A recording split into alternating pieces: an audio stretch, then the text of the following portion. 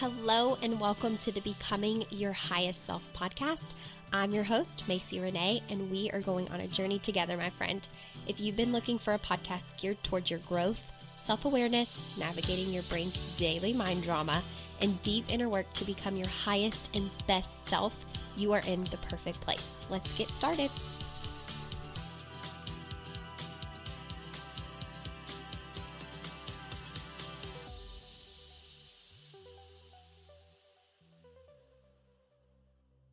Hello, everybody. Welcome back to another episode of Becoming Your Highest Self podcast. I hope that you all had an amazing weekend and that you maybe have had the chance to sit down and create a dream board or vision or your goals for 2020. Make sure you do that. Make sure that you begin the year with intentions and little steps that you're going to take to get there. So real quick, I had such a good week. I actually hit a goal in my business that I used to dream of, that used to feel impossible. And I made more money in a day than I do in 2.5 weeks of my career as an OT. That was so fun. That was so exciting. That was different. And I could get used to that feeling. I had a client pay in full for one-on-one coaching, which was awesome. A lot of times people utilize the payment plan, even though it costs them a little bit more money in the long run to use a payment plan. Most people do that. So I had my very first client pay in full.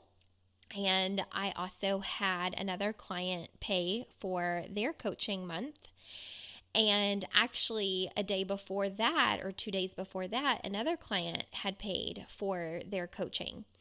And so in a matter of 3 days, I made around $2,700, but in one day made $2,300. And that was super exciting. I am celebrating that. I am making sure that I celebrate that, not to boast or brag, but to let you know that if you have moments where you dream of days like that, or moments like that, or you're starting a business, or you're thinking about a business, I want to let you know that that is something that used to feel very impossible for me. And it's something that I've had to practice believing and working on my mindset and my money mindset. I have had to work on for a while because that felt very unattainable for a very long time. And I want to be clear that it didn't happen until I believed it could. So I need to be very honest with you that the work has been believing that to my core, believing that there are clients that want to pay in full, believing that I can have those type of days like other coaches that I've been mentored by, because I've witnessed their growth and them be able to do unimaginable things, right, to most people. But for me, it was kind of like, well, they have this or they have that. And I would count myself out thinking that I was different than them. And while I am different from them, and I do have my own style of coaching, and I coach differently than, some of my mentors do, I've had to really practice the belief that I'm worthy of receiving that. I am worthy of those type of days. I am worthy of the prices that I charge, which honestly in the coaching world are not that much for a lot of people. I think that look at my prices, they're like, you're not charging enough for the value that you give. But it's what feels good to me right now. It's what feels integrity with me right now. And it's not to say that those will be my prices forever, but right now that feels good. And to have experienced a day like I did last week, I think it was Tuesday when I opened my account, I was like, oh, I made more today than I make in 2.5 weeks as a woman with a bachelor's and master's degree in occupational therapy. This is so exciting. But to be fair too, I only work 3 days a week as an occupational therapist. So don't get, too hung up in that, because I don't work the traditional 40-hour work week as an occupational therapist. I work 3 days a week and really pour into the 20 families that I have. I could accept more if I wanted to, but my focus, the 4 days I'm not working as an OT, is building my business so that I can can really help more and more and more women with the things that I'm teaching you guys in the podcast at a deeper level. So anyways, I needed to celebrate myself for a second. So today, what we're going to talk about is different than what I had originally intended to talk to you all about. And today we're going to be discussing the difference between emotional adulthood and emotional childhood. And the reason that this came up is because of the way that my weekend has unexpectedly turned out. So for weeks, I think, have been telling you guys about how excited I am for the women that I have been coaching in Inner Mastery, the party that I had planned on hosting for Saturday. And that all these women were coming to my house. I think I invited 21 women, and I had one for sure cancellation. And what ended up happening was everyone canceled. Every single person, except for like 2 people. But then I messaged them and was like, okay, this party has turned into more of like a girls' weekend for 1 or 2 people. And so if you want to come, you can. If you don't, I understand. So anyways, there were multiple reasons why people couldn't come and why people canceled. But in the last day or 2, in the last 24 hours, I should say, I've had about 8 cancellations. And originally I had this whole other topic that I was going to talk to you guys about today, but because this happened and because I like to be transparent and honest and vulnerable, and that is something that means a lot to me with this podcast, especially with my listeners, is to know that you're getting the real, raw, honest truth in me, and you're getting lessons to go with it. I feel like other people have maybe been in this situation, or other people may eventually go through this situation, and I want to show you how I navigated this without it completely ruining my entire weekend, because this was something that I was definitely looking forward to. And so what it comes down to is emotional intelligence and knowing the difference between emotional adulthood and emotional childhood, and knowing how to decipher between the two and also manage the two. And also how to allow yourself to feel properly throughout that. So to give you a little bit of background, one of my dreams on my dream board for forever has been to have a home that feels really, really good to me, be able to decorate it beautifully, and be able to host in it all the time. Now, I haven't been able to host in it all the time because we've been getting a lot of it together in the last year that we've moved in, but also I live technically much further out than makes it easier for people to get to me. So I live in Kentucky, kind of in the dead center of other major cities in Kentucky. And for most people that I coach, they live further out. I would say anywhere from an hour to an hour and a half to 2 hours plus. And there's several other clients that live even further than that. So when I dream about hosting a lot of people at my house, it sounds really good, but it's not the easiest thing to do. It's not like I live 10 minutes away from most people. I'm an hour of a drive. Now, for some people, an hour drive is no big deal. For me, it's not. I'm a travel therapist. I drive 30,000 miles a year. Driving is nothing to me. When someone says it's going to be an hour drive, that feels like 10 minutes to me. For me to be distraught over a drive, it needs to be over maybe 4.5 hours. That feels distraught to me. That feels just a little bit like, I'm going to have to think about if I want to drive that far.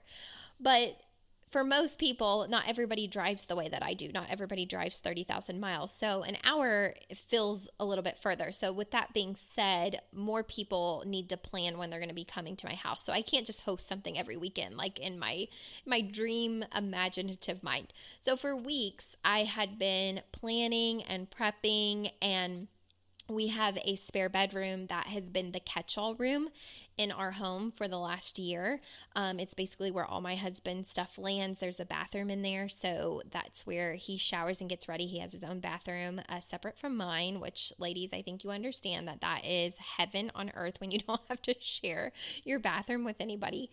And that room, though, is not functional for guests. And I was told by several of the women that they were going to be spending the night, so we needed to get that bedroom together. So for the last like 3-4 weeks, I have been putting together, because I love designing, that bedroom together to make it very cozy, to make it what we have, what I have envisioned for that room, to make it still masculine meets feminine for my husband, just to make it a very cozy space. In addition to purchasing all the things that you need for a party: plates, napkins, cups, wine, champagne, all of the above. I had in my mind, I was like, I'm going to, thaw my $100 filet mignon. I'm going to cook them a very fancy dinner. It's just going to be fun. I had all of these high expectations. I was so freaking excited. And, initially had a good, I would say 11 to 12 confirm that they were going to be coming. And then life happens as to be expected. And there were several reasons that came up for different women as to why they can't come, all of which I understand. So I want to be very clear in that I understand why people couldn't come. But one by one, they just kept messaging me and saying, I'm so sorry, I have to cancel. I'm so sorry. I was looking forward to this. I really wanted to see you. I really wanted to meet everybody else. And by this morning, probably 10 minutes before the party, I had one person coming of 21 people. And so I'm like, okay, well, that did not work out. Now, I can laugh about it now, but earlier this was not the mental state that I was in as each person was messaging me to cancel. To be completely 100% transparent, my heart shattered, okay? And I was emotional, and I had a few tears over the fact that it didn't work the way that I wanted it to work, which is life, right? Like, we have these expectations, and the only way that we become disappointed in life is when we have expectations, and then our expectations are not met exactly how we thought they would be, and that's what creates the feeling of being disappointed. So I had a few moments where I started to feel very emotional and was like, oh my gosh, this is so stupid. Why am I about to cry over the fact that this didn't work out? It's just a dinner party. Like, it's just a vision board party. It's not like it's this super, super, super important event or charity event or, something where nobody's showing up. Like, it's a dinner for girls to mingle and have fun. Why am I so upset over this? And so in the moments that I had been able to stop the tears, which I didn't cry super hard or anything, but I did have tears that I was wiping off and just felt like, get it together, Macy, you're ridiculous. Why are you crying? But here's what I want to tell you from this. And it's because I have the knowledge of this, because I've coached on this for several years with my coach. And I've learned about this over the course of the last, I would say 3.5, 4 years. And that is the difference between knowing your emotional childhood response and your emotional adulthood response. So emotional adulthood is responding in the way that you would as a mature, very emotionally intelligent adult. You understand why things are happening the way they are. You're able to have a little bit more compassion and understanding. You don't feel the need to criticize someone for maybe the decisions that they're making. Like, your response to whatever is going on in your environment, in your circumstance, is very much neutral and is very much mature. That's emotional adulthood. It's a very mature, understanding, compassionate, neutral response. And then you have emotional childhood. And it sounds a lot like what it is. You respond like that of a child. It's like whenever you're in the store and you ask for the piece of candy and your mom says no, when you throw yourself on the floor and you're kicking and screaming, it's very, I don't know if the word is irrational, but it's like your response is very emotionally strong for what is actually happening. And you really can't, in emotional childhood, reason and logic the same way. Like that candy bar, not getting it feels like the end of the world. And so it's a very immature, I can't understand my emotions right now, I'm acting like that of a child response. It's emotional childhood. It's coming from that very childlike demeanor. So when I had shed a few tears today, I knew, because I have my life coaching brain and I feel like my brain is divided. It's like, okay, here's the life coaching brain, here's the logical brain, here's your childhood brain, and here's your adult brain. Like, let's work these together and see what's happening. So I started to cry, and then I started to judge myself for crying because I'm like, why are you crying? This is so ridiculous. And then I allowed myself to just feel sad that it didn't work out the way that I wanted it to. And then I allowed myself to feel what feelings were coming up.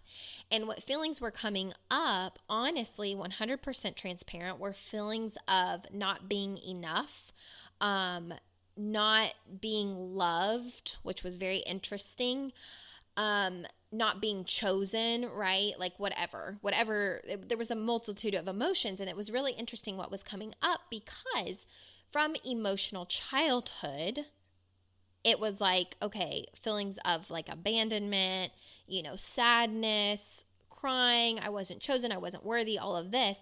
But from emotional adulthood, I completely understood why it wasn't working out, why people couldn't come, and that their reasons for not coming had absolutely nothing to do with me and everything to do about their circumstances and their schedule and their own children and sickness and weather, inclement weather, because we have a storm and tornado warnings and all of that, and people were going to be driving in from 2-3 hours away, some people an hour and a half.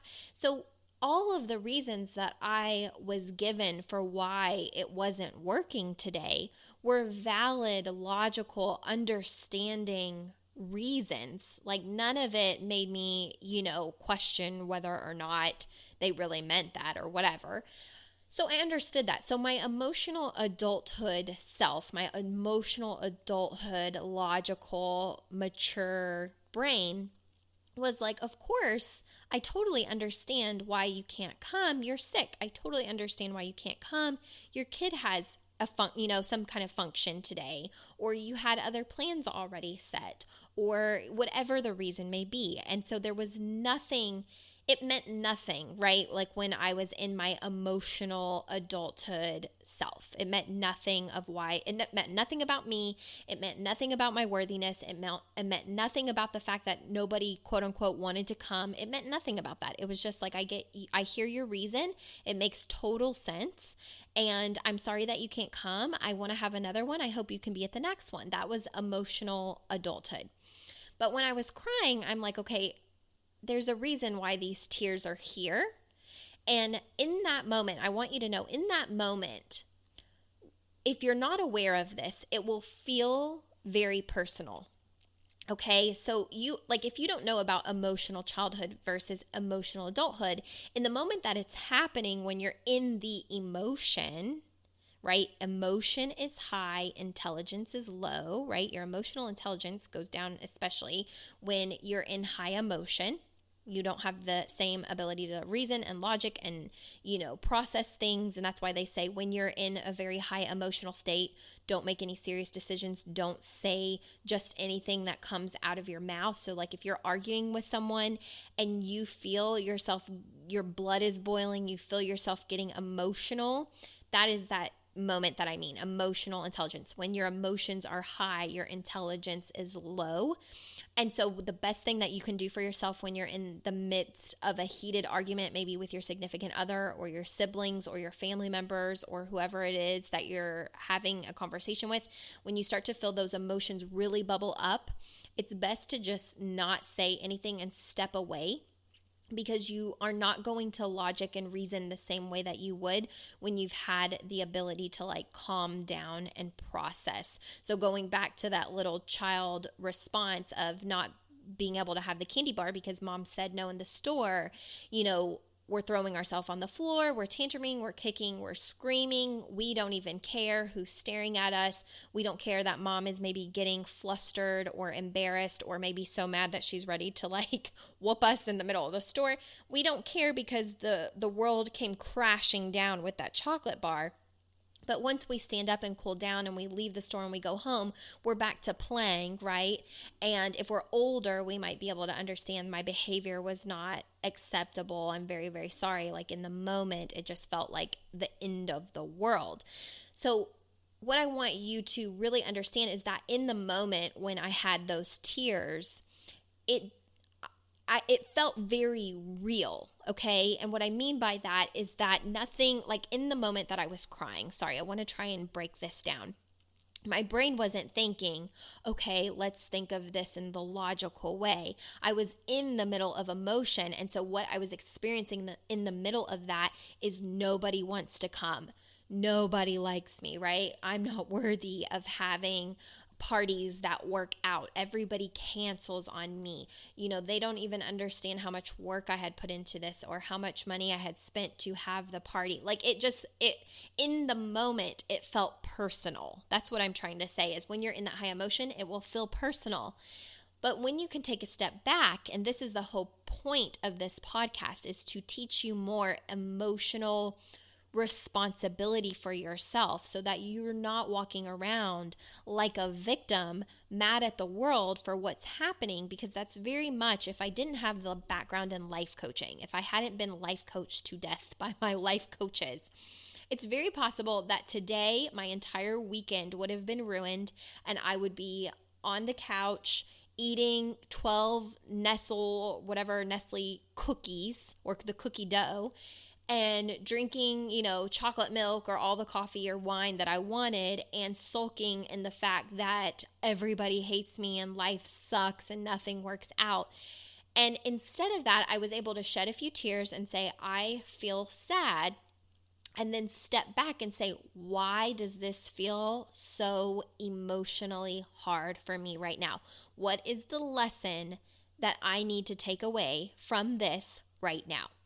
So I stepped aside after I was able to wipe the tears away, and I began to really compartmentalize the difference between my emotional adulthood brain and what was going on in my emotional childhood brain. So my emotional adulthood, let's start with that, was immediately like, none of this means anything about you. Nobody canceled because they don't like you. Nobody canceled because you're not worthy. Nobody canceled for any other reason other than their child comes first, right? And they maybe had a special meet that they had to be at or a sporting event that they had to be at. The weather was inclement and people wanted to be safe and not drive in weather that was dangerous, or people were sick, or people already had something else that came up, or there was also someone that had a death in the family. So all of them were logical reasons. And when I could step outside of myself and really compartmentalize, my emotional adulthood was like, of course, I totally understand. This means nothing about me. This is nothing personal. It just happened to be on a day that just really didn't work out. It was not meant to be. Totally understand. Love everybody still. Want them to have at my house. They want to have them at my house in the future. I'll set another date. Like that was emotional adulthood. It's not personal at all. It doesn't mean anything about you. Blah blah blah blah blah. Okay? And then I sat with my inner child.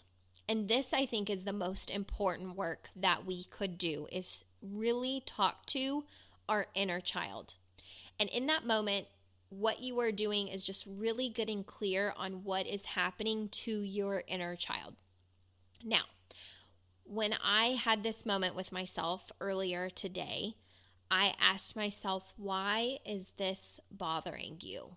What is making you upset? Because you know from an emotional adulthood stance that everything is okay, that none of this is about you, and that you'll do it again and it'll work out. But my emotional childhood was like, no, my heart is broken in this moment and nobody wants to be with me and nobody wants to hang out with me and nobody cares to come. And I feel like the abandoned child that when, you're having a birthday party and you're so excited for everybody to show up and then the people that you wanted there don't show up, or those people most important to you don't show up. And it just brought back this rush of emotions from childhood. Now, I'm going to digress a little bit, or not digress. I'm going to reroute a little bit and tell you about something that happened months and months ago that was so very eye-opening for me that I think is going to help you better understand the difference between emotional adulthood and emotional childhood. So several months ago, actually this was back in July, I spent a beautiful week with my sisters in Sarasota, Florida. We absolutely loved it there. If there's any podcast listeners in Florida, I absolutely love Sarasota. We went to Lido Beach, beautiful. I highly recommend it. The waters are crystal clear. You feel like you're in Aruba.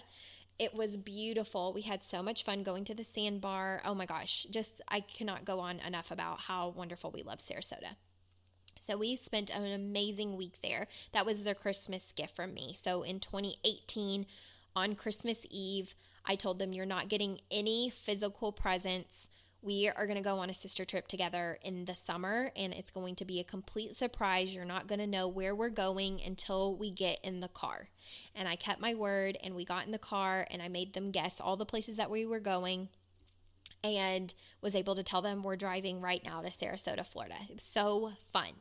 So we spent a week there, and then when we got back, I was exhausted. I think the trip back took us like 14 hours. Traffic was horrendous. It was only supposed to be like a 10-hour drive. It took 14. It was awful. It was just, it just felt like we were never going to be able to get back. So I was exhausted. So I think we got back on a Friday because my middle sister, had to work Saturday morning. And it was also her birthday. And that Saturday, I had a work dinner that I was actually supposed to go to. And I was so exhausted that morning when I woke up on Saturday, I had mentally said, I don't think I'm going to go to this dinner. I'm so tired. I just need to sleep all day and stay home. And I don't feel like driving the hour drive to get to that restaurant to be around all of my work people, right? Not that I don't love my work people, but I was just like, I don't have the energy to do that. So later on that night, I see this cute picture of both of my sisters, and they're at one of my favorite restaurants that we go together all the time for sushi. And I was like, oh, that's so cute. They must have went out together, to celebrate my sister's birthday. How cute. I love that. That's so cute. And then I saw another picture maybe like an hour later, and it was my youngest sister's boyfriend and my sister.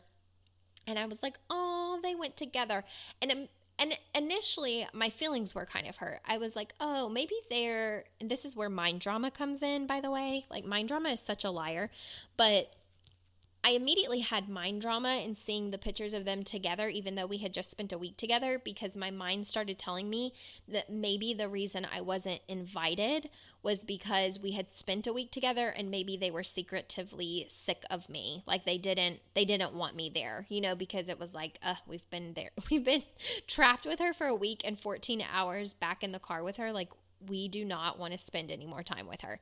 And that's mind drama. Like, I know my sister, emotional adulthood tells me that is not the case. I know my sisters love and adore me and that we love spending time together. But my inner child felt very differently. My inner child was like, maybe they don't want to be with me. And so that's why they're having dinner. So anyways, a few hours passed by that.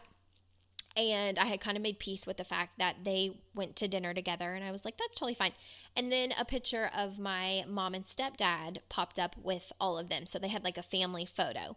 And I actually thought that was really good. I didn't have any mind drama about it. I was raised by my grandparents. I didn't grow up with my mom and stepdad. And I know that they don't get to spend a lot of time as a family together. They don't go out a lot together. So when I saw the picture of the 5 of them, my immediate reaction was, oh my God, that's so sweet. I'm so glad that they were able to have family time together. That's such a beautiful thing. And I had no ill feelings about it at all. Like, I was really joyful that they took the time as a family to go out together. And then the next morning, I get on Facebook and I see a huge family photo that includes my sister's boyfriend, my mom, my stepdad, and my grandparents that raised me. And then my heart sank because I was like, my entire family went to dinner and nobody asked me. I was not invited. And then all of a sudden, I was having all the emotions. I was infuriated. I was so angry. I cried hysterically. And my emotional adulthood was like, why are you crying? This is so ridiculous. You don't get to be invited to everything that everybody's always doing. So what? Your whole family went to dinner and you were not invited. Like, big whoop, get over it, be an adult, right? That's my emotional adulthood was like, it probably means nothing. Just why are you getting so upset? But my emotional childhood response was like, so mad that I was like, I'm never going to talk to them again. I don't want anything to do with my family. I hate all of them. I really don't. But in that moment, when you're in the emotions, again, emotions are high, intelligence is low. You say a lot of things you don't mean. You do a lot of things you wouldn't do if you were calm. And so I texted, or my sister, no, I think I texted my sister, and I was like, these are so cute. I wish I would have known about it. And she messaged me and she was like, you didn't know that we were doing dinner? And I said, no, nobody asked me. Nobody invited me. And she was like, oh my gosh, I didn't realize that. It was a surprise to me. I was asked if I was dressed and ready and that, I was going to get a surprise. And then we got in the car and I didn't even know where we were going. And we ended up at our, the favorite restaurant. And then she said, I didn't even know that all of those other people were going to be there. She goes, I didn't even think to ask if you were going to be there because I figured that somebody had told you and that you knew. And that you weren't there because we had just did the 14-hour drive. Like, you drove that whole 14 hours home. And so I felt a little bit better in hearing that. But here's what came over me. This is going to be super transparent. Oh my gosh. So this is what came over me. I immediately became emotional all over again because it was just 2 weeks before that my Oma, who was like my best friend in the entire world, my great grandma, she had just turned 86 in June, passed away super unexpectedly. Like, none of us were expecting that. She had 2 back-to-back aneurysms. And so we didn't get to say goodbye. Like, by the time she was in the hospital, like, she was, totally not brain dead, but like, she couldn't wake up. She couldn't respond to us. It was just a very traumatic thing. And our family thing was always going to dinner together. So it would always, like, when my Opa was also alive, it was Oma, Opa, my mom, my sisters, my ma, and my papa and I. And we loved going to Longhorns together. We loved, we just loved family dinners. And so for the very first time in my, at the time, 27 years, I was not invited to a dinner. And so my very first thought, which made me super emotional, was that if my Oma and Opa were still alive, they never would have forgotten about me. Like, they would have remembered to ask about me. They would have wondered why I wasn't there. That would have prompted someone in my family to ask about why I wasn't there. Like, if they were here, they wouldn't have forgot about me because I was super close to them. And so that was like making me cry the most. Like, just, I wish that they were here. Nobody loves me. Nobody likes me. It was just it's one of those things where I can look at it and see it's so irrational. Like, none of it makes sense. I know logically, I know from emotional adulthood that my family loves me and adores me and would want me there. But in the moment, what it was creating for me was this emotional childhood response of not being wanted. And so I dove into that further because I was just like, here's the logical thing. The logical thing is that they went to dinner. They didn't communicate who was inviting who and who and who and who and this and that. So I did not get the invite. But that doesn't mean that they don't love and adore me and that they wouldn't have wanted me there. That was the first point, right? Second point was, as I said earlier, if you remember, I had already made up my mind that my little butt was not moving from my bed at all that day. I was like, I am not moving from this bed. I am not going to the work dinner that's free where they pay for all of us to have a fancy dinner. I'm not going to go to that. I'm exhausted. So that was the second point. I didn't even want to be leaving my house that day. But when I found out that my family went to dinner without me, suddenly I was very emotionally distraught and very angry at all of them, right? So another logical thing that did not make sense. So then the third thing was like, okay, this is coming from a much deeper place. Now, what I'm about to tell you is the work that I do with my life coaching clients. Usually when we are having an emotional response, there's something underlying all of it. And I work to be the detective that gets to the root of the actual problem. I really want to take a magnifying glass to what feels like the problem, dive 10 steps deeper than that and get to the root of the problem so that I can actually change my client's life, not just say that I'm going to work and help them change their life. No, I want to get to the root. So here's what came up for me when I did this work on myself. What came up for me that made me super emotional wasn't even the fact that my Oma and Opa weren't here. Now, that was a piece of it because I was grieving.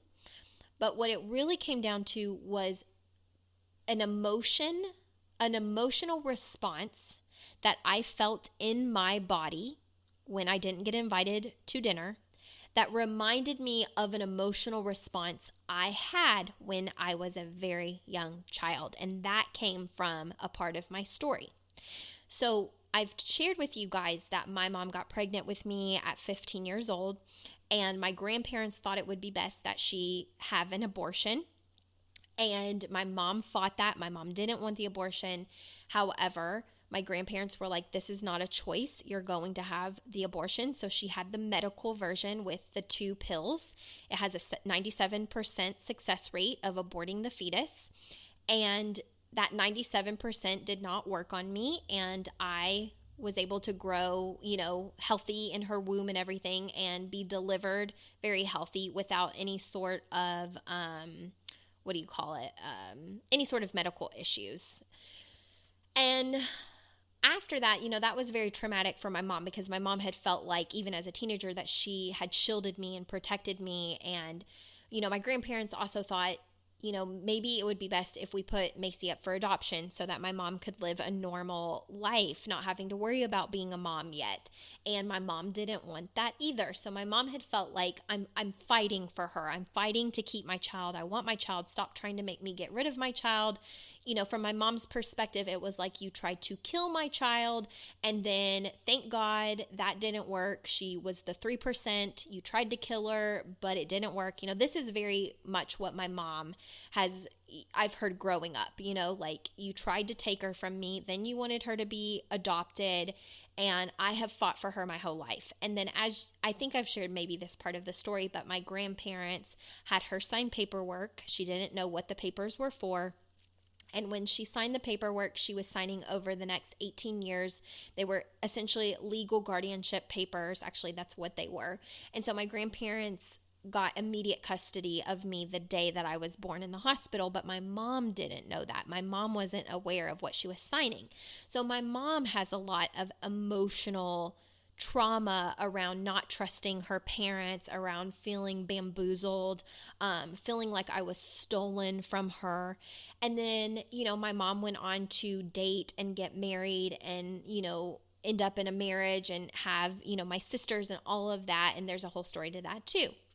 But growing up as a baby, toddler, young kid, my mom's emotional trauma was very apparent in how it affected her relationship with her mother, which is my grandparent, my ma, and my papa that raised me.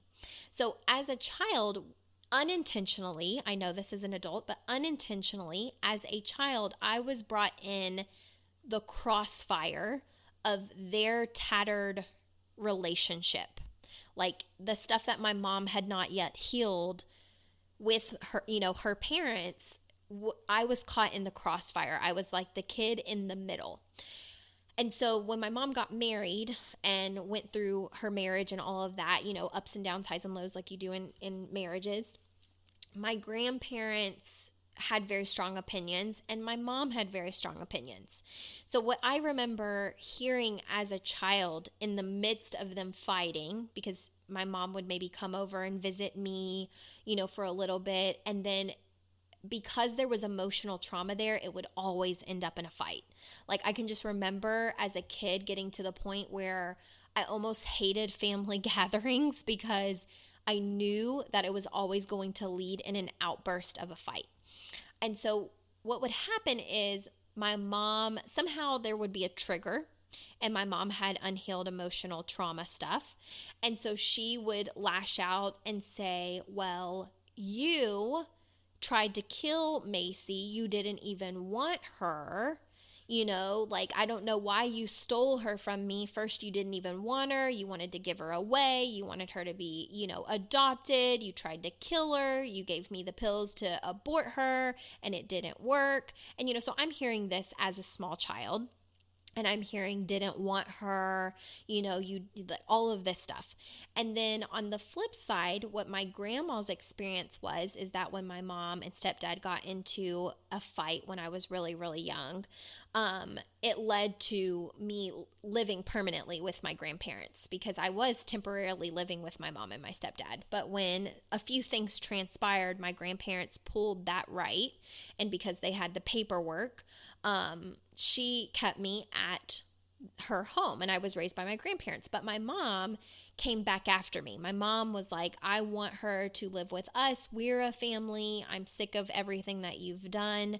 You've tried to steal her from me her entire life and I want her back. And my grandma was saying, not in the conditions that you're going to put her through.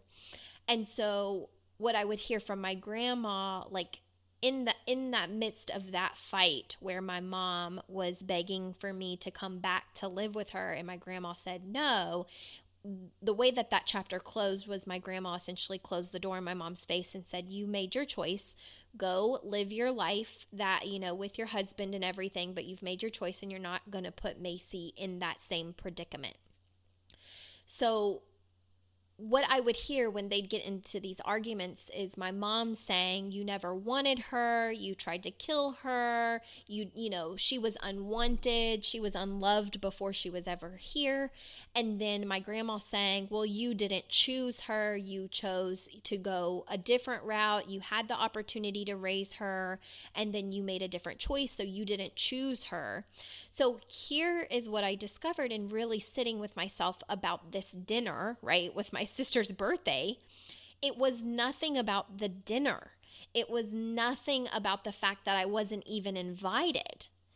It was nothing about the fact that I was quote unquote forgotten about. That's what felt very real in the moment, but that's not actually what was going on. When I allowed myself to dig deeper and really understand what it actually was that same feeling that was in my body as an adult that didn't get invited to dinner was the exact same feeling in my body at 5 years old when my mom and grandma would fight and I would hear, well, you didn't want her, you didn't choose her, she was unwanted, you tried to do this to her, you tried to get rid of her. And what happened in my body as an adult was that emotional childhood, inner child memory came flooding back. And all I could think about as an adult when I wasn't invited to dinner was, I'm not chosen. I'm not wanted. Nobody wanted me here. Nobody enjoys me here. I am not wanted by my family. If my Oma and Opa were here, they would want me, and it makes me emotional to even think about it and to even talk about it. Not because I haven't worked through it, but because one, I'm still grieving the loss of my Oma and Opa 100%. But two, it makes me emotional to think that belief and thought lingered in me for 27 years unnoticed because it had never came up before. I had done so much life coaching, before up until the point that this happened. And so it wasn't even on my radar. And that is why I love this work and why I love when clients are ready to do this work and when they hire me to help them with this work, because what we think it is oftentimes not what it is. If I was going to be coming to my coach, I would be like, I'm so mad at them. They didn't invite me to dinner. Nobody thought about me. It was so rude. I missed my omanopat. Like, it would have been very surface level. And in doing this inner work that I focused on in the personal development work for the last 6-ish years, right? 5.5, almost 6 years, I know if I go in deeper and turn inward that I can often find the actual cause. And in this instance, it was that emotional childhood memory that my body had been holding on to about being unwanted, being unloved, not being chosen. Now, I know that my grandma and my grandpa and my mom and my stepdad, like, I know that they all have love for me, that they love me. But it's very interesting that as a child, you don't understand why you're taking things in the way that you are, but you just do. And then what happens is we carry that into our adulthood. And if we never look at it, it will impact the way that you react to a lot of different circumstances in your life. And you'll think that you're mad for the surface reason, right? I didn't get invited to dinner, but you're not even mad about the dinner, because if you use your emotional adulthood intelligence, it's not about the dinner. It's something so much deeper than that a lot of times. So today, when everyone, the final, few canceled, that same emotional response came up for me that I thought that I had squashed even the last time that this happened, of I'm not wanted, I'm not chosen, right? So what it does for me now is it highlights a piece of work that I need to be doing. And that is believing in my worth, believing in my, the love that people have for me. I need to start believing that. I need to learn to love myself even more than I do now, to know that I need to be able to tell my inner child that that's not true. But in order to tell my inner child that's not true, I have to know what's bothering me first. So this is the work, okay? So it's just like the same thing. Like being in a relationship marketing company, this is another thing that I saw a lot. So if you're in a relationship marketing company, or you have been, or you're thinking about it, or whatever, this is another thing that I would see that maybe gives you an example of emotional adulthood versus emotional childhood. When people leave. So let's say you have a big team and everything is going well in this team of yours, and you're making money and your teammates are making money, and then all of a sudden someone in your team comes to you and says, this is no longer for me, I don't want to do this, there's another company that I want to join. How you respond is everything. And I have witnessed the difference between responding in emotional childhood and emotional adulthood. And I've been the person to respond in both of those ways. Emotional childhood is trying to convince them otherwise, right? You're not doing what I think you should be doing.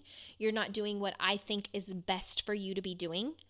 You're making a mistake, right? It's different if you genuinely feel that to be true, but if someone is telling you this is no longer for me and you're trying to convince someone to stay that's unhappy, you have to turn inward and say, am I doing this for my own reasoning? Like, am I mad at them that they want to do something else? Am I mad at them for moving on? Am I upset that they're going to be leaving the team?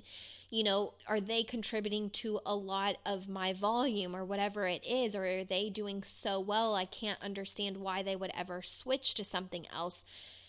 That can be emotional childhood if you're not coming from a place of trying to understand, be compassionate and loving, right? So something that I used to do is get really mad and delete people when they didn't get it. Like if they didn't see what I saw, I had this very emotional childhood response of like, well, they don't get it. I'm not going to help someone who doesn't see it, delete them off of my Facebook because I can't even deal. And I've seen this done with other people. And up until I had the awareness, nothing ever felt wrong about it. But now that I have the awareness of emotional adulthood and emotional childhood, when someone is not doing what you think that they should do, or they make a choice that's different, right? whether it impacts you directly or it doesn't, if you feel the need to exile them from your life or delete them from your life or no longer talk to them, or now you can't like their stuff on Facebook, or now you can't comment on their stuff on Facebook, or now you treat them differently because they're no longer doing what you loved that they were doing, that's emotional childhood response.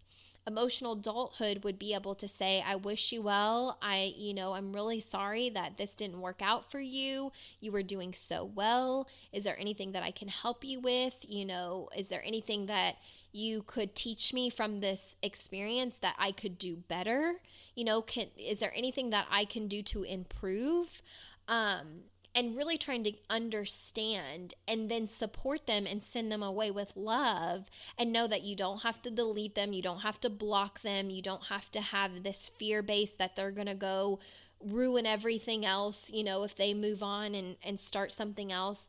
Like, it's very much an inner knowing of everything's going to be okay. And this one person leaving is not going to impact everything. Or even if it's 50 people leaving, being very emotionally intelligent enough to know, like, this means nothing about me and everything about them and what they're doing for their life and what they feels right. But it doesn't mean that I have to pout, stomp my feet, ignore them, delete them, can put them on exile island because they're not cooperating the way that I think that they should, or they're not seeing what I see that is so great. And that is another example. And I know that because I, for a long time, was that person when I was in that stage of my life, until I realized that that no longer felt good to me. And I didn't understand why it didn't feel good to me anymore, but it was because I was battling my logic of knowing emotional adulthood and being that mature, compassionate, loving person, and being in my emotional childhood, that inner child that, is hurting and is fearful and doesn't understand, and maybe has some past trauma left in the body that erupts in an adult body, because you still have the mind, you still have the beliefs, you still have the memories of maybe something that happened in childhood. And now when your adult self begins to act like that of a child, it is very much that memory coming back and your body remembering how it felt and telling you that something is very, very wrong. But if you don't have the awareness of the difference between emotional adulthood and emotional childhood, what will happen is oftentimes you will explode, and it will feel very logical in the moment. It'll feel very justified in the moment. But if you once you build this awareness more and more and more, which I hope that you get after listening to this podcast, hopefully you'll be able to dig deeper and say, this is kind of the way that a child would respond. Why is my childhood response coming out right now? Like, what's underneath this? Because I'm not acting like my age right now. I'm acting like that of a child, and I don't need to degrade myself from it. I just need to speak with my inner child and ask, where is this coming from? Is this coming from fear? Is this coming from hurt? Is this coming from a past memory? Is this coming from the way that you felt 20 years ago and all of a sudden now you're feeling that way again? Like, where is this coming from? So you just have to get very curious. So I hope that this episode helps you. I know it's real and it's raw and it's vulnerable, but that came up for me today. When every single person canceled, aside from maybe one, maybe two, I was like, oh my God, why am I crying? Like, I understand that it's not personal, and I understand that everybody had a very valid reason for why they can't come, but why is my brain telling me that I'm not worthy and that I'm not enough and that nobody wants to come? And why am I feeling so sad about this? And what it ended up being was that inner piece lingering of some more emotional childhood work that I need to work on. And, I want to invite you, before I get off of here, if this work that you're learning on the podcast is something that you're really enjoying. So if you're listening to the podcast and you are loving it and this work is changing your life, just this knowledge is changing your life, I want to invite you to some of the things that I have coming up. In February, my next round of Inner Mastery is launching. That was my very first group coaching program. It's 12 weeks long. You can get in for $888, or you can do a payment plan if you can't pay the $888 in full, and we break it down a little bit more to help you out. And you get 12 weeks of group coaching via Zoom, which is an online conferencing call. And you get to work on a lot of this work that I just shared in this specific episode. But if what you also desire is lifelong work, if you want to dedicate your life to being coached and having lessons like this that I'm teaching you in the podcast, but more directed towards you and your specific situation, and you need someone in your corner that's going to say, okay, tell me about this, because I'm hearing your story, and this is what's coming up in your story, and I think we can dive a little bit deeper. Like, if you desire to go deeper with this work, what I would love to invite you into is my Becoming Her Mastermind. It is ongoing. Once you make the investment, you have access to me for life. You're in a group with other women. I'm coaching live every single week on a topic on Facebook in the group privately. And then we are also meeting every single week for a Zoom coaching call to be coached on that topic, plus whatever else you need coaching on in a group setting. There will eventually be journals and workbooks, and it's being built from the ground up. So it's really a beautiful thing to see it blossom. Right now we have 3 women in there, and I'm celebrating that. At first I was like, there's only 3 women in here right now, but it's going to be more. And one of the women that oh my gosh, I love her. She was like, stop saying the only 3. We are the first 3, and there's going to be so many more. And I'm like, oh, you're so beautiful. Yes, that is so true. I'm celebrating the 3 of you in here, and I'm so looking forward to seeing Becoming Her be much bigger. It launched on January 1 of this year, so it's brand spanking new. And I have created new options. So if that's something that you're feeling like you need, look on my website, MaceyRenee.com, under the group coaching, and you can learn more about Becoming Her. You can pay in full and be in there for a lifetime, or you can utilize a payment plan, and after those payments, be in there for a lifetime. You never pay a penny more. And in addition, when you're in Becoming Her, like once you're in there, you're in there, right? You get access to every single program that I launch ever for no additional cost. So earlier you heard me say Inner Mastery is $888, or you can use a payment plan. If you decide that you want to be coached for a lifetime rather than just 12-week program, and you get into Becoming Her, you get access to me forever, and you get to do Inner Mastery every single time it launches if you want to. So you can be in it as many times as you want to. You get to be in, I'm going to be creating a money and a manifestation course, the 2 going hand in hand, and you're going to be able to be in that as many times as you want to. In addition to me coaching you live in Facebook every single week on a topic, and you being able to get on a coaching call with me in a group setting, Zoom, every single week. So you're going to get all of me. I'm giving it all of myself away in there. It's a very vulnerable, honest space. It's being built from the ground up. And once you're in there for a lifetime. So you will know that you get guaranteed help with anything that you're wanting. And if this podcast is something that you are loving, I promise you it's worth the investment to get in there and have access to all the content for a lifetime.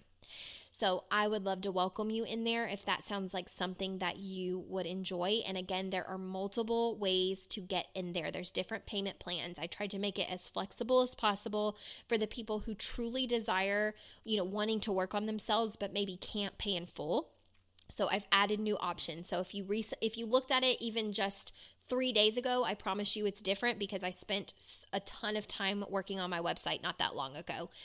So get on MaceyRenee.com, look under group coaching, and you'll see information for Inner Mastery coming up in February. You'll see information for Becoming Her. Becoming Her is open for enrollment 24/7. You can literally, as soon as I get the PayPal notification that you've signed up for Becoming Her, you're in that coaching group and you have access to the information as it's rolling out. So I hope that this episode helped you. I know it's a little bit longer. I wanted to be real and vulnerable and share with you while it was on my heart. And I hope that you all have an amazing week. I will see you all next Monday. Bye-bye.